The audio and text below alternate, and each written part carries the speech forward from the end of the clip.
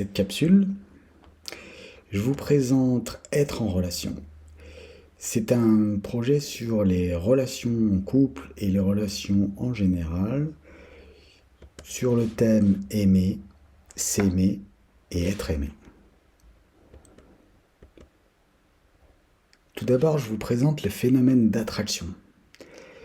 Je vous ai présenté deux aimants avec des polarités inverses et c'est ce qui fait qu'il y a un phénomène d'attraction. Et dans les relations humaines, le phénomène d'attraction est identique. C'est-à-dire qu'en fait, ce sont des polarités inverses qui s'attirent. Bien sûr, si on prend le cas de l'aimant, il y a les polarités du phénomène d'attraction, mais il y a également le phénomène de repulsion quand nous sommes dans les mêmes polarités. Et c'est intéressant d'observer, si vous voulez, dans vos relations, les phénomènes d'attraction et de répulsion, c'est-à-dire les gens que vous aimez, que vous appréciez, qui vous attirent, et les gens dont vous n'arrivez pas à être en relation. Phénomène de répulsion qui peut être dire, bah tiens, on vit un petit peu dans les mêmes polarités, donc du coup, il n'y a pas d'intérêt. Le phénomène d'attraction est intéressant parce que l'idée, c'est de trouver l'équilibre dans les polarités, même si on est opposé, dans la relation, à un moment, on va aller chercher un phénomène d'équilibre. Et ce qui pourrait être une relation épanouissante, ce phénomène d'équilibre. Dans les polarités, je distingue deux polarités, la polarité être et la polarité faire. Bien évidemment, c'est assez général, mais je vais le décomposer pour que vous puissiez comprendre et peut-être vous retrouver dans une ou les deux polarités. Ça veut dire que si vous vous retrouvez un petit peu dans les deux polarités, il y a déjà un phénomène d'équilibre qui a été fait. Et si vous vous retrouvez que dans une polarité, ça veut dire qu'il y a un phénomène d'équilibre à faire. Dans la polarité être, il y a un regard sur soi qui est « il faut que je sois comme ça pour être aimé ». Donc, il faut que je sois parfait, il faut que je sois beau, il faut que je sois riche, il faut que je sois belle, il faut que je sois mince, il faut que je sois... Voilà. Donc on est dans l'idée que pour être aimé, il y a besoin de changer des choses. Et c'est un enjeu qu'on appelle l'enjeu de l'estime de soi dans les stades de développement. Et le phénomène est lié souvent à la relation au père et au rejet. Je l'expliquerai dans une capsule plus tard. Et bien évidemment, d'être dans cette polarité être un peu trop importante a des impacts dans les relations. Si on regarde la polarité faire, c'est plutôt je dois faire. Donc c'est plus un mécanisme de matérialisation qui est là, qui peut se matérialiser par des services rendus, de la disponibilité, de l'échange, du contact, pour aller nourrir quelque chose, qui est nourrir une carence dans les enjeux de l'attachement. C'est-à-dire que quand on parle d'enjeu d'estime de soi et l'enjeu d'attachement, moi je parle de carence, pas de blessure, tout simplement parce que ça veut dire qu'il y a eu des manques et qu'on est en relation pour aller nourrir ces manques et rééquilibrer un petit peu la polarité être et faire. Dans les enjeux d'attachement, c'est souvent une relation à la mère et un problème sur l'abandon. Bien évidemment, quand je parle de relation au père et de relation à la mère, il peut arriver pour certaines personnes de ne pas avoir connu son père ou sa mère. Simplement, humainement, quand on est petit, on va retrouver une figure qui représente le père et qui représente la mère, et je l'expliquerai dans une prochaine capsule. Bien évidemment, dans la polarité faire, il y a évidemment des enjeux et un impact dans la relation. Ce sont donc les polarités. Pour la polarité être, j'ai précisé que c'était le rejet. Et donc les questions qu'on peut se poser, c'est comment je me rejette, à savoir comment j'ai du mal à m'accepter, et comment dans mon mécanisme de défense, comme je me rejette, je vais également rejeter l'autre. Dans la polarité être, toujours, la notion d'engagement et le regard sur la notion d'engagement dans une relation est particulier. En fait, la polarité être regarde l'engagement comme un danger sur la perte de liberté et une forme de sentiment d'emprisonnement. C'est assez simple à voir chez une personne si vous lui demandez quelles sont ses valeurs. Et si la valeur première, c'est la liberté et l'indépendance, c'est simplement qu'elle est dans une contre-valeur, c'est qu'elle cherche cette liberté et cette indépendance qui n'existe pas, puisqu'on n'est pas libre, on a un cadre dans lequel on vit, on est en société, donc on ne peut pas être complètement libre. Et cette indépendance, ça veut dire qu'à un moment, elle cherche de l'indépendance, mais simplement elle se sent dépendante. Et donc c'est, regardez ça, si vous avez une valeur liberté très forte et une valeur d'indépendance très forte, il y a de fortes chances que vous soyez dans la polarité être. Et dans la notion d'engagement, en ayant peur sur la perte de liberté et le sentiment d'emprisonnement, il y a un regard sur l'engagement qui est plutôt définitif et irrévocable. Donc en fait, pourquoi cette peur est là? Elle est parce qu'on regarde l'engagement comme définitif et à vie, ce qui fait qu'on se sent emprisonné et qu'on perd sa liberté. Et ça, c'est pour la polarité être. Si je continue sur la polarité être, comme on a regardé ça comme une peur de l'engagement, cela crée d'autres choses autour.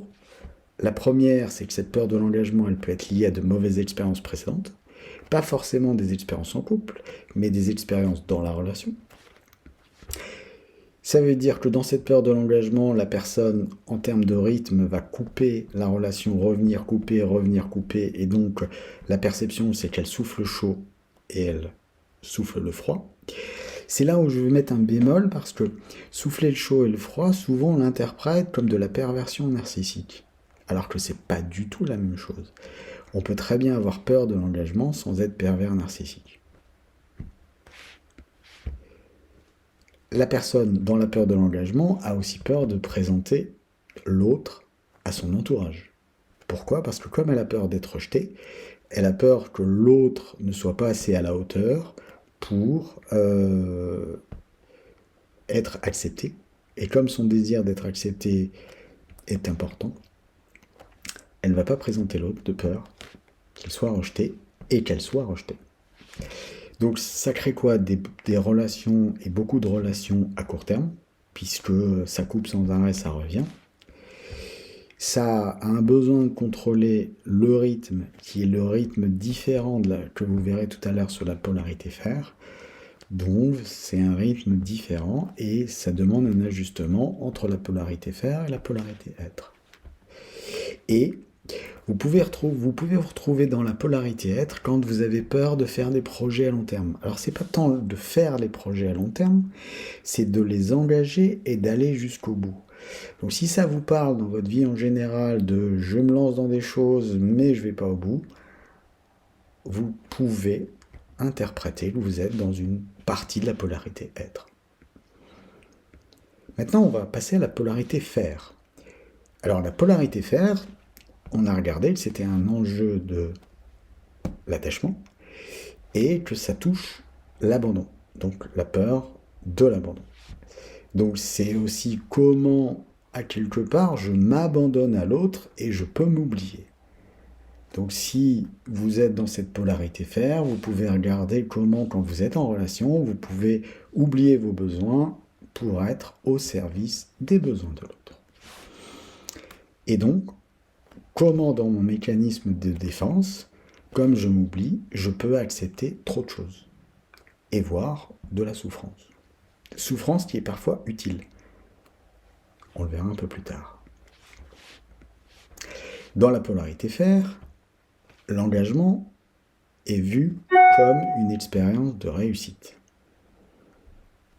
D'où l'intérêt de s'engager et le mécanisme de défense, c'est d'avoir peur de perdre la relation. Donc, quand on a peur de perdre la relation, on objectise l'autre. À l'image de Gollum dans Le Seigneur des Anneaux, c'est que l'autre devient son précieux. Un peu trop d'ailleurs, ce qui crée une vitesse. Donc le rythme n'est pas du tout le même dans la polarité fer au niveau de l'engagement vis-à-vis de l'autre. Il y a une vitesse de peur de perdre la relation, donc une vitesse dans l'engagement. Il y a une souffrance dans le manque de contact. On est capable dans la polarité fer de souffrir pour tenir, parce qu'on a peur de perdre la relation, sauf qu'à un moment, quand la souffrance est trop importante, la polarité fer va couper et couper de manière définitive et irrévocable la relation. Dans la polarité fer, les conséquences sont un surengagement qui fait peur à l'autre et une peur de perdre la relation. On l'avait vu avant. Ce qui est intéressant de regarder, si vous pouvez vous retrouver dans la polarité fer, c'est que souvent dans la polarité fer, la personne accepte trop d'engagement.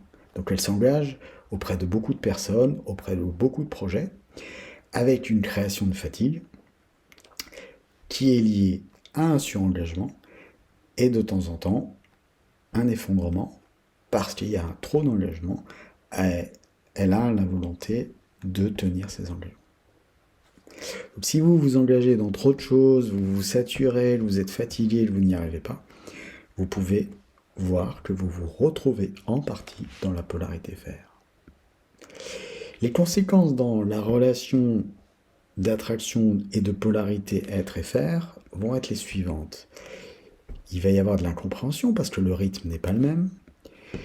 Il va y avoir des non-dits parce que la polarité fer va sans doute plus exprimer les choses que la polarité être, qui a peur de dire les choses et de se faire rejeter.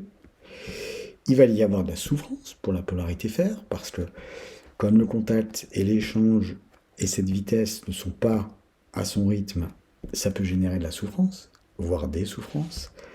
Il peut y avoir des attentes.